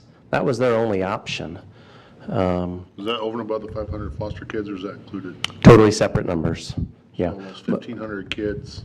It could be. There are some students who are in foster care that are also considered McKinney-Vento, but a lot of times they don't overlap, because if they're in foster care, if they're with foster parents or foster guardians, then they are in a hopefully a good living situation. Our families in transition can offer to help for providers of transitional housing. We obviously don't give them, although sometimes we get calls from Christian on a Saturday night, and there are folks at Fort Wayne Community Schools that, hey, I got a family that I need a hotel for, because a lot of services are only offered Monday through Friday. And I can give an example. I won't say the school or the child, but high school basketball game Saturday night, young lady went up to her guidance counselor and said, I have nowhere to go. And it was the middle of the night. Now, fortunately, Christian found somewhere, but it's a blanket statement for Christian. If you have somebody that does not have a place to stay and you can't find a place to stay, call me, we'll pay for it. And when I say we, there are folks that personally pay just so somebody doesn't have to live on the streets on the weekend, especially when it's cold, especially when it's raining. We're privileged and we're blessed. We need to make sure that we support those that aren't. Through FWCS Clothing Bank, we offer families in transitions much needed clothing, school supplies, and also hygiene products. Even if the students have not qualified for McKinney-Vento, but they're in need, we make sure that we get them those items. We have a fabulous clothing bank. Last year, we were able to supply 662 students and their families, not just the students, but also their families, with those much needed necessities. Through fundraising, our backpack program, our Fort Wayne Community Schools backpack program, staff from Anthus, Grile, and FACE were able to fund and raise enough money for 550 backpacks for students at the beginning of the school year. This is done by two ways. One is on payday Fridays, staff give at least $1 to wear blue jeans. And something that we've started this year is we ask food truck vendors to set up out on the sidewalk here once a month for staff to purchase their lunch, and then we ask in return that the food truck vendors give back 10% of their profits. They don't all do that, but most do. The Families and Transitions Department works very closely with our Transportation Department. Kiddos moving around a lot, we try to keep them in the same schools, even if they're moving from one location to the other. We work very, very closely with the Transportation Department, try to keep them in their same school, to try to get them specialized routing to make sure that they can stay. It's not always possible, but we try very hard to make that happen. We also provide after-school tutoring through Title I funding for students who are in transition, and they actually do the tutoring services on site at the hotels, at the shelters for those students. And last but not least, for families in transitions, FWCS is the local education agency lead for the McKinney-Vento Consortium grant. This is a grant consortium with Southwest Allen, Northwest Allen, East Allen, and Fort Wayne Community Schools. This past 3 years, that grant amount has been $525,000. For all the districts? For all the districts. We are the biggest piece of the pie by far. Does that come from the federal government or state? Or so? State. Comes from the IDOE. Alternative placement and well-being. We have several alternative programs where we place students who are in behavioral transitions. We have the Center for Academic Success at Anthus. We have the Center of Academic Success at Nebraska. We also have our Allen County Juvenile Detention Center. We offer youth life skills for those students who need credit recovery to graduate. And then for those students, especially who are exploring those career pathways, we offer Career Academy at Anthus and AmpLab. Our well-being initiatives are also housed at the Family and Community Engagement Center. We have a coordinator that oversees all mental health initiatives and partnerships, as well as a coordinator of behavioral supports.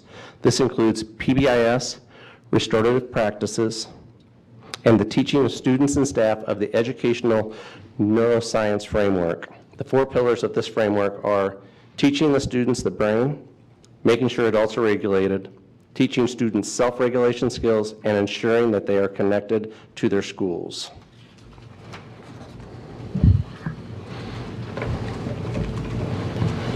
If you want to be outstanding, stop meeting expectations and start exceeding them.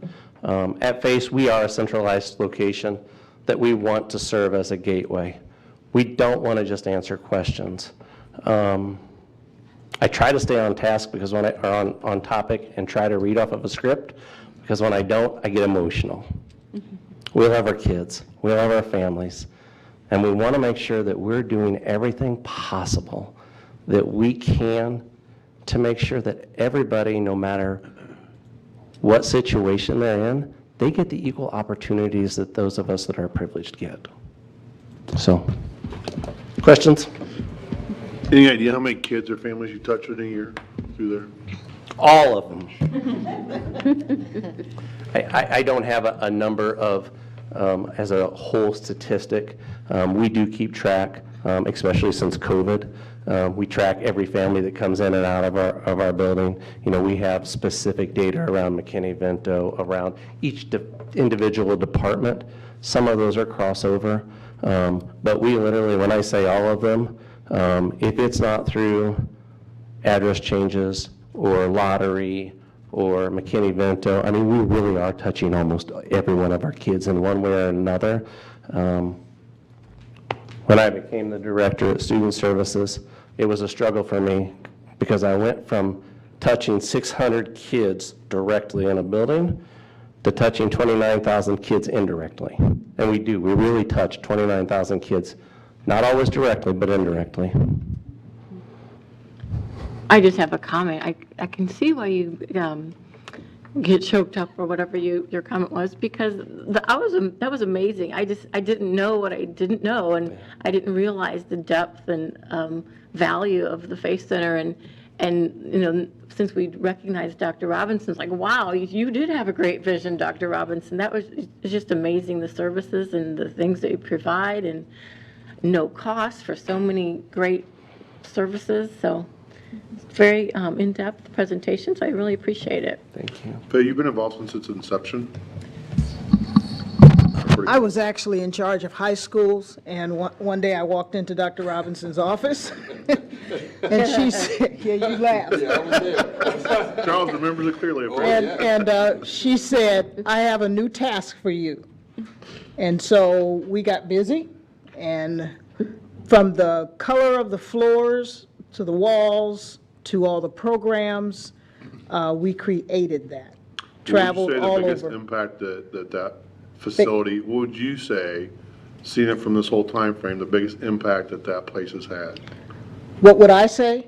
And I listened to Tim talk about we touch them all. If it's not through one of those direct, even the service we provide around well-being and strategies that we provide for all the teachers in helping to teach students how to self-regulate and de-escalate and things like that. You know, we have a group that's working now on the code of conduct. And I'm amazed because when Dr. Robinson asked me to do this, I said, will there be enough work?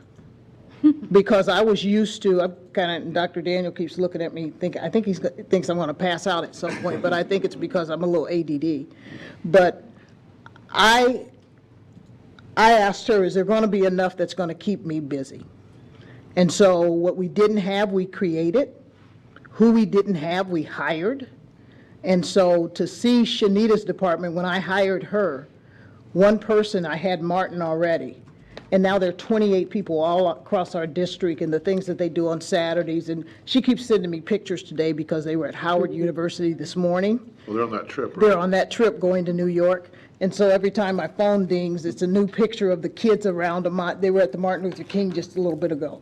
And so when I think of all the things that we have done, it's just amazing. And the people, I can't say enough about the folks that we've hired at FACE and the work they do. You know, Tim says I'm the driving force. I tell people I don't mean any harm, but we're going to get this done and we're going to do it right. And so sometimes I chew on folks. But they understand the passion and the need for what we're doing. And but for the work we do at FACE, there are kids who wouldn't make it. I had a principal during interviews say to me, and I keep it kind of stored away, I have a little sticky on my table, that some of our kids face things that would break most adults. And so we have to look at it from that point, and if you're not about kids, if you're not focused on what our students need, and understand that your job is to take care of the students and families in this district, then do something else. And that's how we live every day over at FACE. I did have a comment. I know before we were doing athletic physicals out of FACE. Is that something that's still happening or no? It's hard to find partners Okay.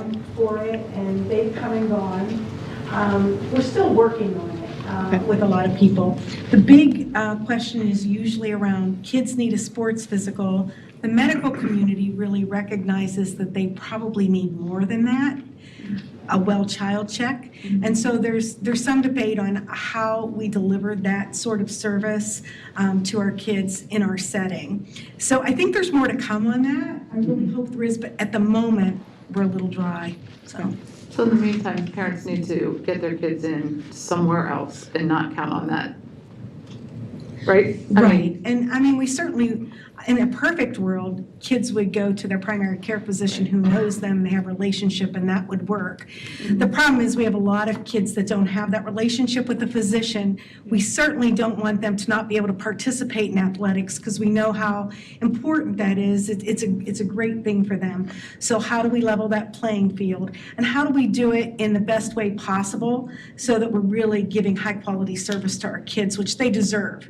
And so I think there's going to be some opportunity for doing that maybe on a bigger scale as we move forward. And we do make a lot of referrals to the Lifehouse Clinic. And so if we have a family call in and say, the problem is they call in and they need the physical tomorrow. And you're like, I have no way to help you with this. But if you do need a free sports physical, we can send you to Lifehouse Clinic. And they're open Mondays from 4 to 7. And really, they've been a lifesaver They have for been us. great. They see a lot of our students and give them a free sports physical. So it's knowing your resources also in your community. So those resources are online then for parents? I've had that question asked several times, just like Maria did with everybody right now, like, are we gonna have this, are we gonna, and I've been in it long enough that it used to be at our schools and such. But, and then the doctors are so backed up. So do we have those resources online that we can, not only Lifehouse, but any other alternatives? Well, I don't know if they're online. I do know they're shared with the athletic director, and it's shared with all the coaches, so that if they have any families or students who say, I need help getting a sports physical, they know also where to refer them to. Great, thank you. Kyra reminded me that we do sometimes use the Ronald McDonald Mobile as well. They haven't been staffed for a little while. We're hoping that that's going to open up again too. But they don't just come to FACE, they come to various locations also, and that's been useful for families. Tim, two concerns. Yes, sir. Do we know what visitors think of the customer experience from their visited FACE? I laugh because we know the ones when I hope we know the ones where their needs aren't met, especially Kyra and I. If their needs aren't being met, I most of the time, they reach out to Kyra and myself while they're there. As far as everyone, I can't answer that as a yes. I was just at Alto Grotto Pizza on the landing. Mm-hmm. And I got an email for my receipt, and they wanted to know how that experience was. Mm-hmm. I guess I'd like to see us, because if we are that front door, more than any door in the district, I really want to know how that experience is, given the fact that we've got a lot of languages also coming through that front door. Absolutely. That's a great idea. Secondly, all of these wonderful things that we deliver is overwhelming to someone new. I get a little nervous when I go into a restaurant and there's pages and pages of food and options. Can this location deliver everything on this menu at a high level? Yes. And so, what your people do are wonderful. Can we deliver at that level? And are we telling people about it? Because I think somebody said, like the babysitting experience, wow, you can't get this anywhere.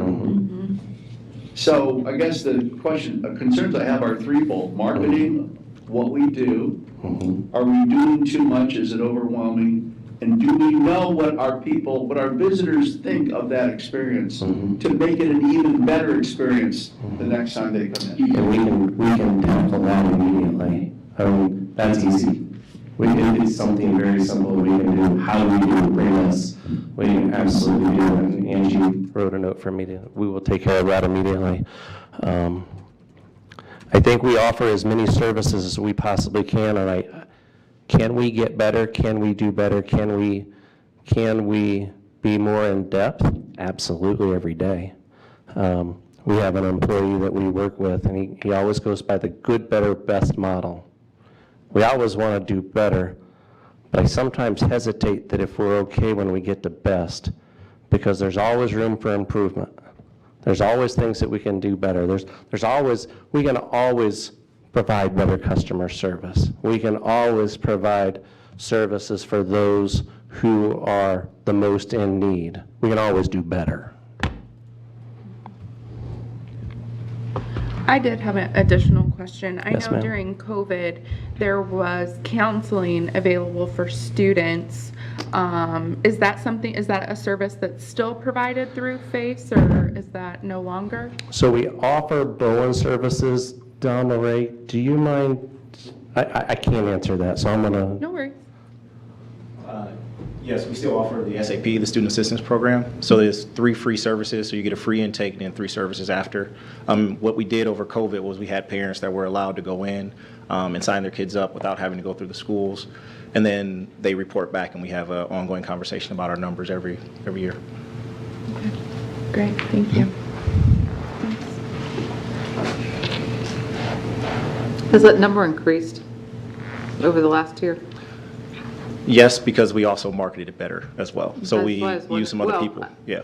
So it's been Because for a increasing. long time, that was a missing element of the marketing part of it, having no idea that those existed for our kids. And for me, when you have a high school kid who's struggling and they have no idea where to go to, and they don't necessarily reach out to someone or sit down with a counselor, and just knowing that information, I think I sat in a meeting a couple years ago where it's like, okay, we have posters. Well, I'm sorry, but the normal average high school girl isn't going to like, oh, I have a problem, I'm going to take a picture of that poster or whatever. So I was just wondering how we were getting those messages out to those students if they're not particularly reaching out to an adult.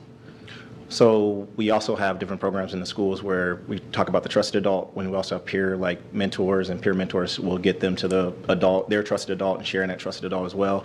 And then we also partner with Remedy Live when they do the Get School tour, and then it's part of their commercial before and after, and then it's also a brochure that we have that's going out. There's information on our website. So we get it out word of mouth, we get it out through the media, we get it out any way we can, and we are blessed to have Remedy Live to help us with that message. Great. Thank you. And our, sorry, I'm thinking of my question. Got it.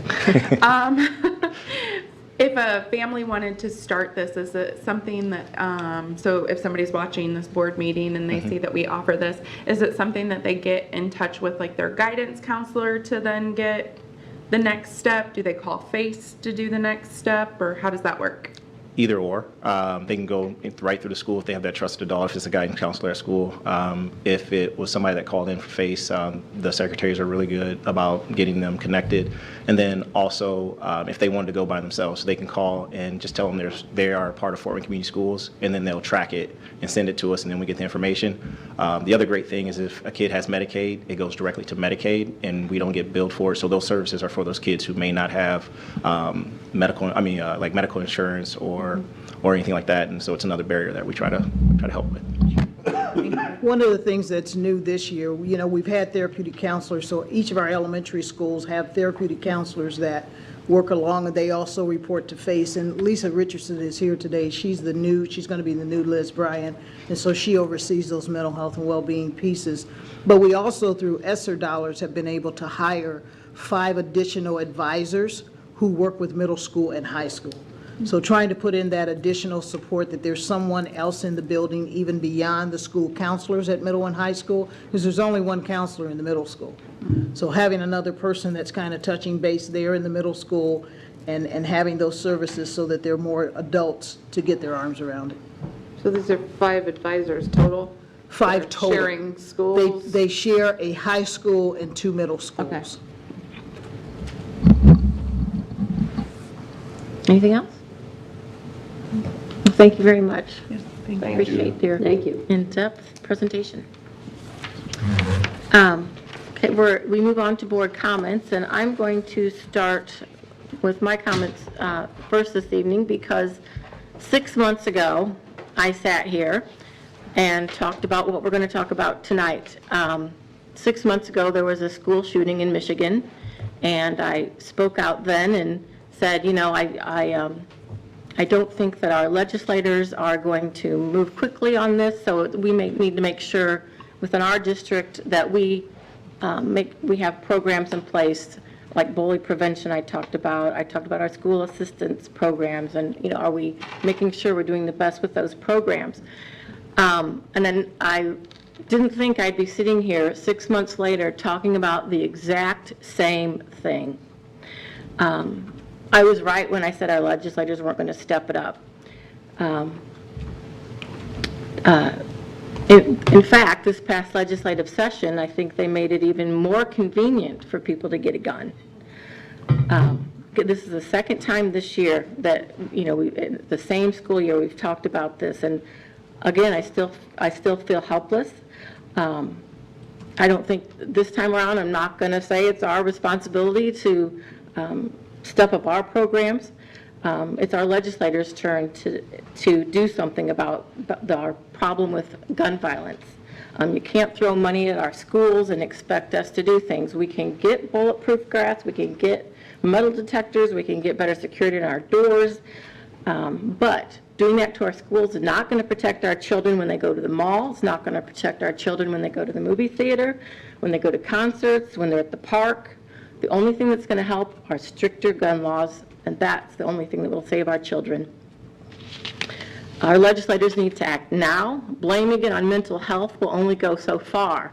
If mental health were free and widely available, do you think that would have prevented what happened in Uvalde? If the age to get guns were raised to 21, would that have prevented the Michigan shooting? It's time we start prioritizing our children's lives in this country, and right now it seems like guns are more important than the safety of our children. For many of our children, especially here in Fort Wayne Community Schools, schools are supposed to be a safe place for them. But right now, it's getting to be a more frightening place. Our kids come here for, they get 2 free meals a day, they get friendly faces who love them, who care for them, and when this gun violence continues, it just ruins the fact that their schools are a safe place. We need to make our children's lives a priority. And again, it seems like our guns right now are the biggest priority rather than our children. So until our legislators do something, we're going to lose more lives. We talked just recently with our security team and feel confident that they are doing everything in their power to make our schools safe. And one thing that they did say that, I want to stress to our families and our students, see something, say something. There were so many red flags with Uvalde, months before the event occurred. And if people would have said something, and maybe they did, but they need to be believed. So if you see something, you say something. You tell an adult that you see something wrong with a friend or a classmate.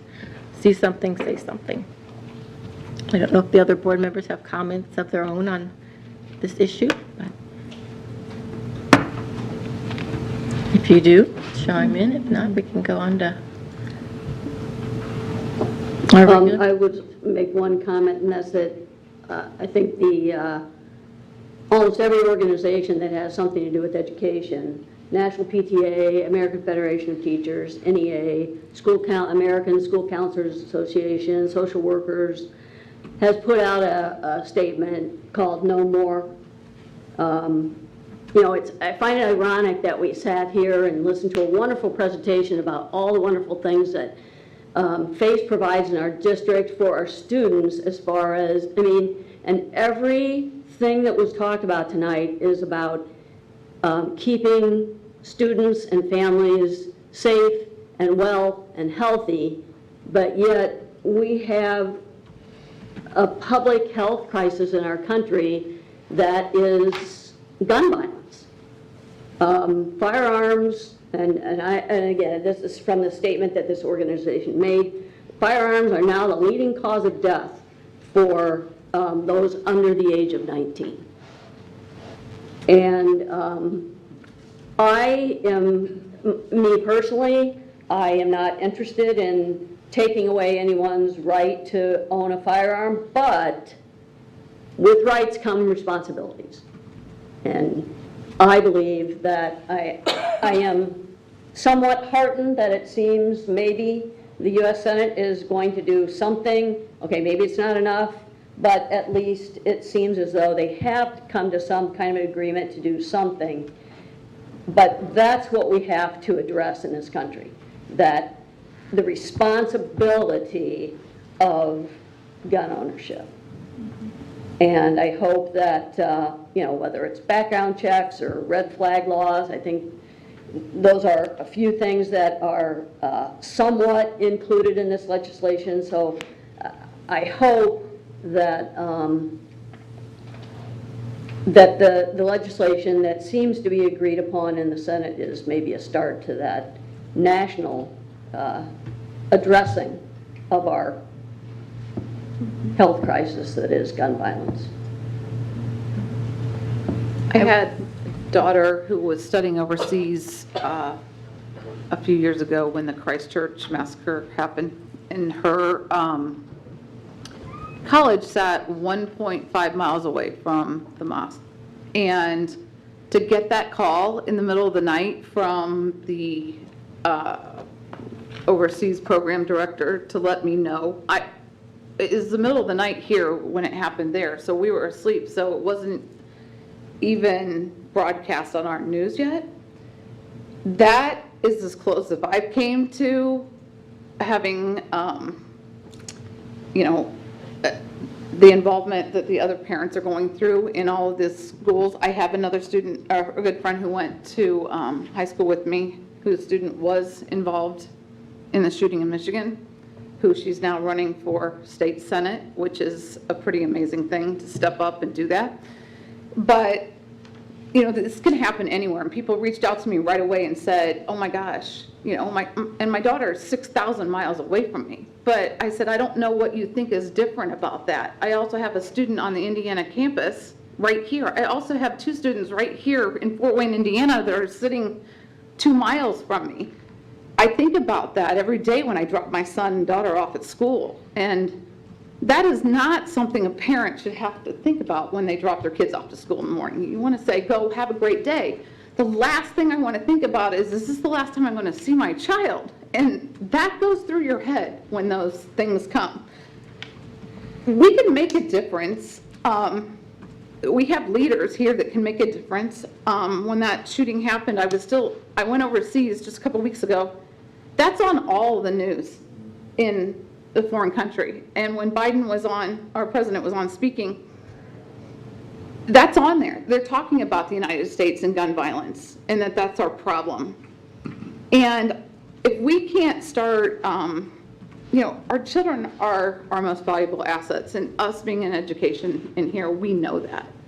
We need help to protect our students. And it's amazing, in New Zealand, the very next day, they had gun laws. It happened instantly. And I don't know why we can't take steps to, and like Julie says, I'm not for taking away people's guns, but I don't believe that people need AK-47s sitting there in their garages and everything else. It's disheartening to think that guns and money and power are more important than our kids. I will say that collectively as a community, we need to hold our legislators, our senators, our Congress members accountable And in the news, they started to release members of the Senate that receive funding from the NRA, and Senator Young and Senator Braun both receive over $1 million from the NRA. And I know we've sat up here before and we've said, you know, just call a legislator. And you think that you are and your neighbors are. But I remember someone saying, the senator said 8 people called, so they wanted to know what was happening and why was everyone all concerned. 8 phone calls. If this is really a thing, I think that a lot of our senators hold their hat on, well, we're Hoosiers and we hunt and all these things. Could you imagine if our communities rallied together and we all called our senators to say, you might receive $1 million from the NRA, but you represent me, and I don't approve of how you're voting, laws you're making. There needs to be a change. I echo everything Jennifer said. I drop my student off every day, and I 100% believe that he's safe and that the people there love and care about him. But I also don't want that to be the last time I see my student, and I also don't want anything to happen to any staff member in any of our buildings. Those are our neighbors, those are our friends, and I can't even imagine. Like, as a board member, I would be crushed if anything like that happened in our community, and I definitely want to take all the necessary steps to make sure that nothing like that happens in our community. I agree with, you know, Maria and Julie and Ann. We have to hold our legislators accountable. But until we do, we have to do what's necessary to protect our students. We had a meeting with Mike Manuel, and it was great to know all of the things that our district has in place to protect our schools, our students, and our staff and our buildings. I think about the parents who lost their children. I think about the parents who didn't lose children and how tightly they're holding on to their children. I think about the trauma that those kids are going through who survived. And then I get so consumed with some of that stuff and reading the news. A couple nights ago, my 9-year-old son got into my bed in the middle of the night, and he told me he had a nightmare that someone came into his school and shot it, and and shot it up. And I'm thinking, I didn't even realize he was paying attention to all of this. But you think about what's going on with our kids. We're holding on tight to them, but they're also, afraid of what could potentially happen. So we have to really, really, really do what we should, our civic duty, hold our legislators accountable, and then do what we can to protect our students here within our district. I'll echo everything everybody said. I'll pledge forever we get resource-wise, we'll commit to, right? I don't think anybody object. If we got a bundle of money to harden our schools, it's been called, we would do that. That's still not the right answer. Every published report I saw, Uvalde did, the school district tried to do everything right. They had training 2 months before that. They had a lot, downs in all the situations that they could try to account for. It still did not stop this event from happening. We don't know when the next event will be.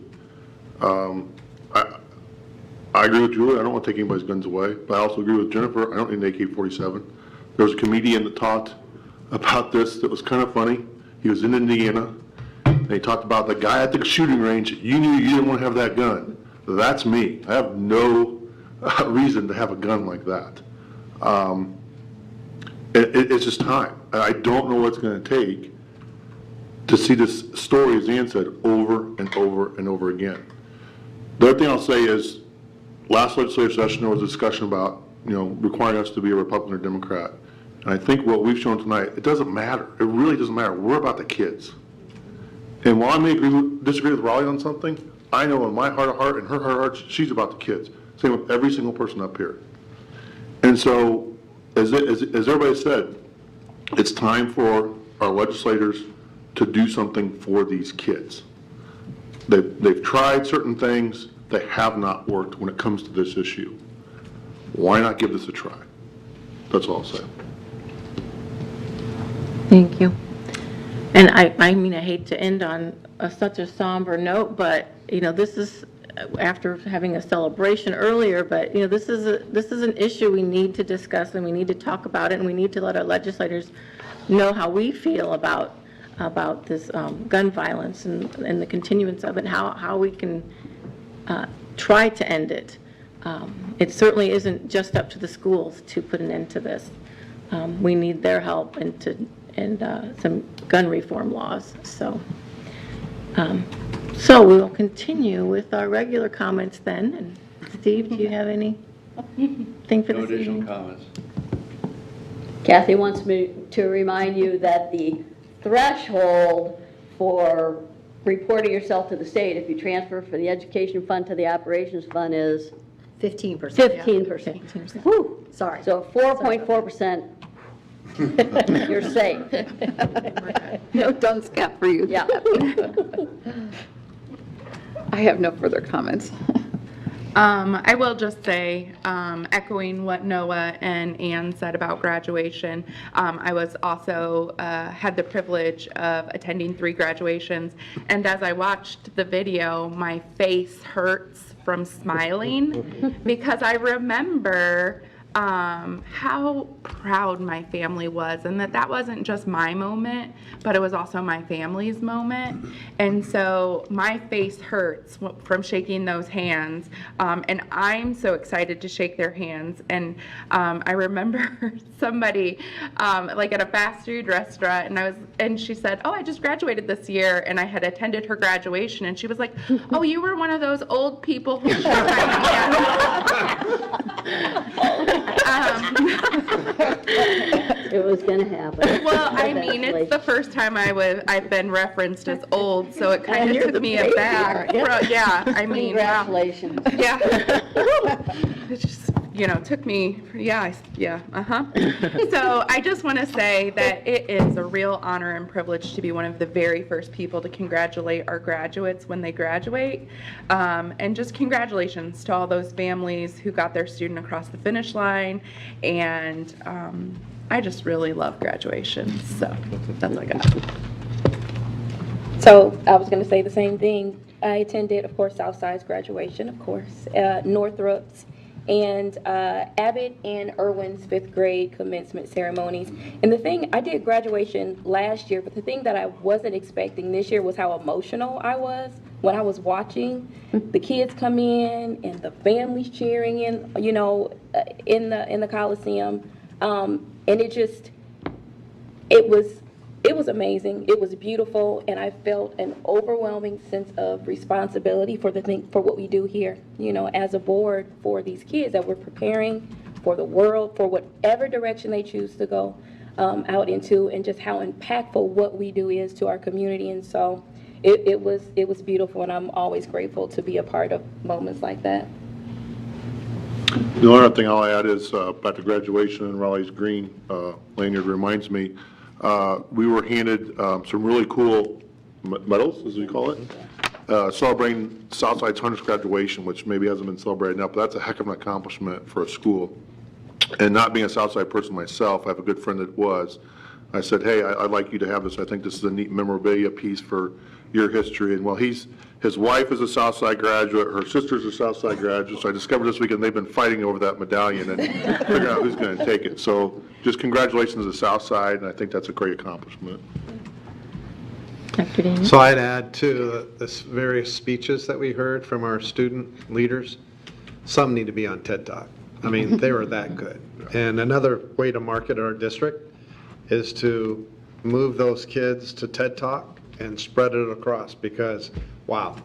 Second thing, last thing, in regards to the previous conversation, when will we start listening to our law enforcement officials as well?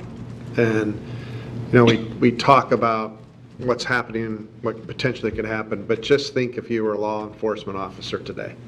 And July 1st, we start no permit in the state of Indiana. So, again, I think these are questions we do need to continue to raise to our officials, and hopefully we'll listen to our law enforcement and all the other organizations that were mentioned. Maybe we should have our children stand up and ask them. How can you say no to a kid? Yeah, they did it at the Florida school. Yeah, and they still did. Yep. I just wanted to thank everybody for the great celebration this afternoon. I know David did the whatever steps to get that all taken care of as far as what, I don't know what even involved, paperwork and stuff. and that resolution over there. And then the people who put together the great celebration, thank you for, that was a wonderful, wonderful event, the video and everything. It was a very nice afternoon, except for the rain, and we all got wet, but other than that, it was great. And, this was actually Julie's idea when she was president. She said, we need to name a building after Dr. Robinson, and the most appropriate one would be the Faith Center. And so I waited for that to happen, and then it didn't happen, and I became president. Like, well, Julie wanted that building named after Dr. Robinson. So, I got the ball rolling, and I really didn't do much. I think, everybody, all of you took care of the rest. I just said, hey, let's do this, and you guys made it happen. So thank you very much for doing all that. So that's all my comments for this evening. Move adjourn. Second. All right, all in favor? Aye. Nobody opposed?